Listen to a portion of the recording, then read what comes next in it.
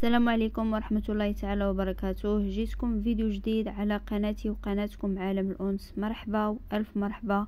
اليوم غادي نحضر معكم بلاطو مملحات مشكل بعجينة واحدة، كتجي قطنية واسفنجية وخفيفة في الخدمة ديالها، بحشوات ونكهات مختلفة سهلة في طريقة التحضير، كيجيو زوينين لا في الشكل ولا في المذاق.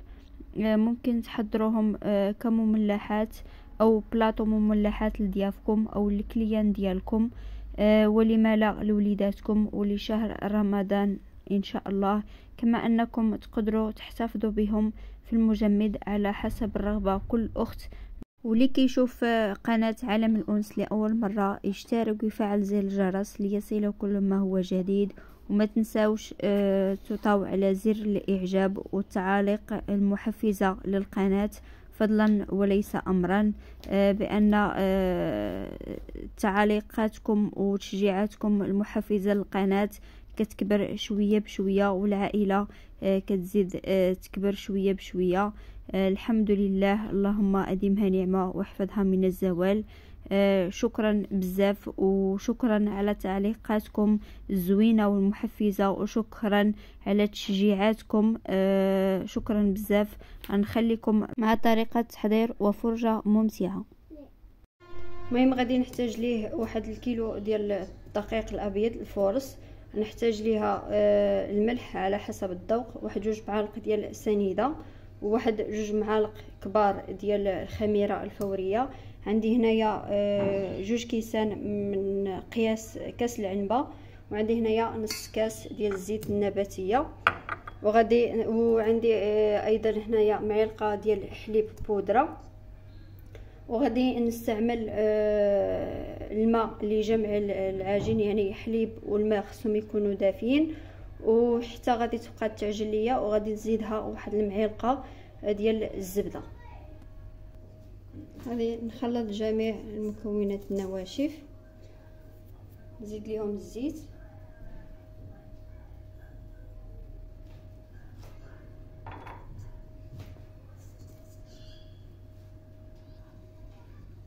غادي نضيفوا لها الحليب، يعني الحليب اللي كيكون دافي. انا غادي نجمعها هكا بيدي، عاد غادي نديرها في العجانه تجمع.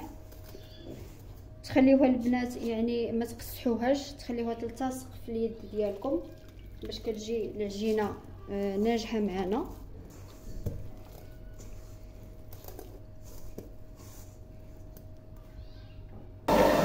غادي نخليها دابا تعجن حتى تولي لي لينه، وديك الساعه نضيف ليها الزبده.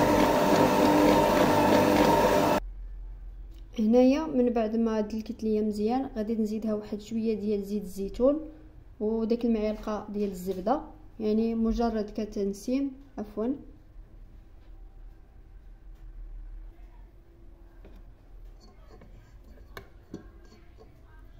يعني الزبده النباتيه، وكنخليها تعجن واحد شويه ونولي نحيدها ونخليها تختمر. من بعد ما دخلت لينا الزبده كامله في العجينه، غادي نغطيوها بفيلم اليمونطيغ وغنخليوها حتى تختمر، وديك الساعه نكملوا بقيه المراحل. هنايا كما كتشوفوا من بعد ما اختمرت لينا العجينه غادي نحاولوا نديكاجيو منها كاع هذاك لي غاز باش يخرج منها.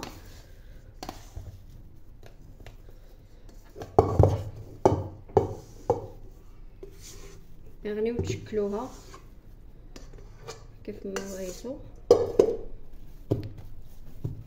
ملي كتجي خفيفه.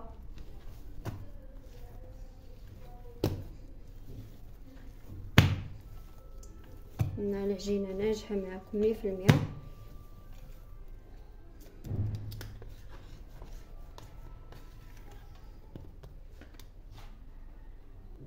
غادي نحاول ما امكن بعدا ندير هذوك الخبيزات ديال الهمبرغر، ميني همبرغر. نحسب يعني كل وحيده غندير فيها 30 بحال هكا، يعني 30 32. يعني مازال غادي تزيد يضاعف الحجم ديالهم. وغادي نستفوهم في اللاطه اللي غادي تدخل الفرن ونشوفوا الشكل الثاني. هادو هما الخبيزات ديالي غادي نخليهم يخمروا. غادي ناخذ هنايا نصف العجين اللي تبقى ليا، غادي نطلقوه بشويه ديال الطحين باش نقطع منه ميني بيتزا.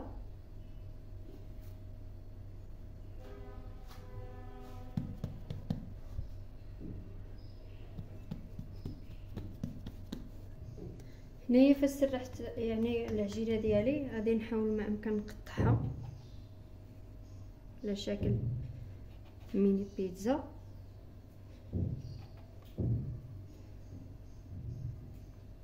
نفرشهم نحطهم في اللاطه ديالي وعاد نتكهم بالفرشيطه. اللي عنده هذيك بيك باك ديال البيتزا يقدر يستعملها. هنايا غادي نحاول ما امكن نقطع 15.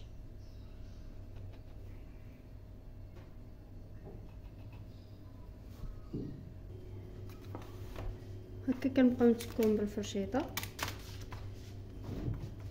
باش ما يتنفخوش لينا. عفوا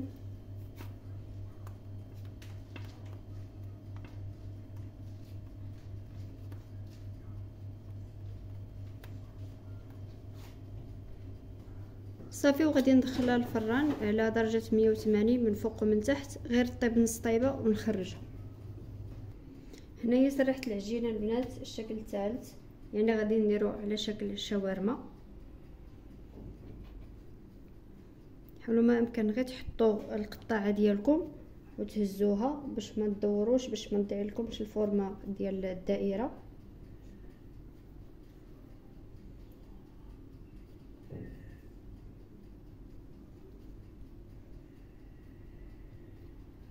غادي نهزهم نديرهم واحد شويه يرتاحوا في وسط واحد المنديل ونبقى نخبز فيها فوق المقله الثقيله.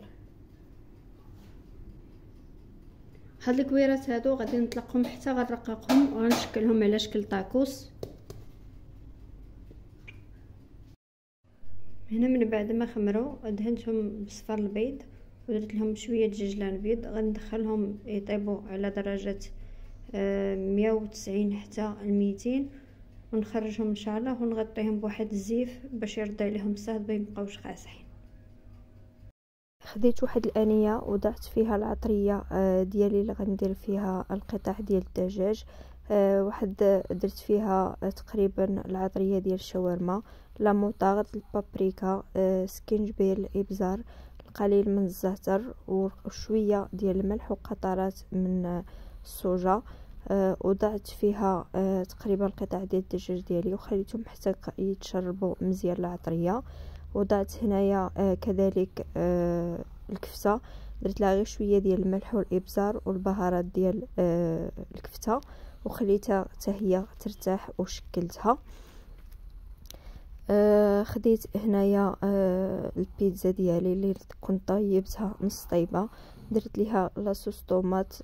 خديتها البنات هنا بحكم ضيق الوقت خديت غير يعني الصلصه الجاهزه ودرتها كامله وضعت عليها الطون والفخوماج ورشيتها بشويه ديال الزعتر ودرت لها ديك الحبه ديال الزيتون. هنا راني متقطع ليا المقطع ديالهم، درتها عمرتهم بالفيرميسيل والحوت والشامبينيون. خديت هنايا لي ميني همبرجر وضعتهم درت لهم عفوا لاصوص ديال الهمبرجر، يعني كتوضعوها يعني كدهنوها من كل الجوانب. خديت واحد طريف ديال الخس وواحد دائره ديال مطيشه. وضعت واحد الحبيبه ديال الكفته من بعد ما طيبتها وواحد القطع ديال الجبن الخاص بالساندويش، وكنولي ندهن القطعه الثانيه اللي كتجي من فوق بلاصوص ديال الهمبرجر وكنوضعها عليها. وكناخذ هذاك الكيغدو او الاخر راه كيتباع عند يعني مول لوازم الحلويات، كنخليهم على هذا الشكل هذا. كنرجع ناخذ القطع ديالي ديال الشاورما كنوضع فيهم لاصوص الجيريا يعني هنايا، وكنوضع كذلك فيها شويه ديال الخس وكنوضع شويه ديال القطع ديالي من الشاورما. هنايا من بعد ما طابت راني قطعتها شويه رقيقه باش ما تجيش هكاك هذوك الطريفات ديال الدجاج باينين كبار.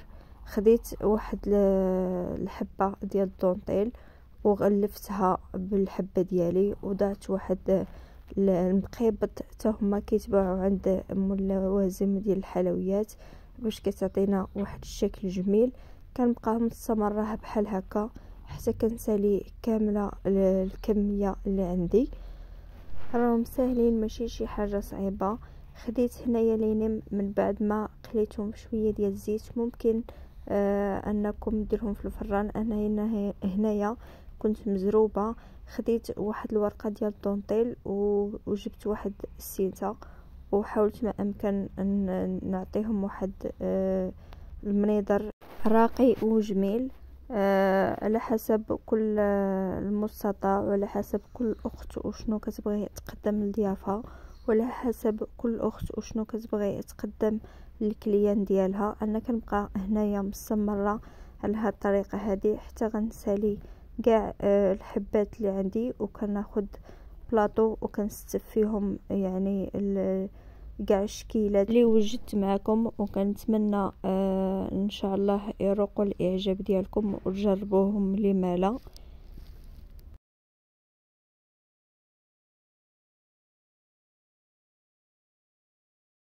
وكيجي هذا هو الشكل النهائي ديال المملحات. من بعد ما ساليتهم كيجيو غزالين وراقيين، والبنه يا سلام، سهلين واقتصاديين بعجينه واحده. نتمنى هذا الفيديو يروق وينال الاعجاب ديالكم. شكرا على تحفيزاتكم وتشجيعاتكم للقناه. دمتم في رعايه الله، والى اللقاء مع فيديو جديد بحول الله. وعواشركم بروكا، وتدخل عليكم ان شاء الله بالصحه والسلامه وطولة العمر فيما يرضي الله.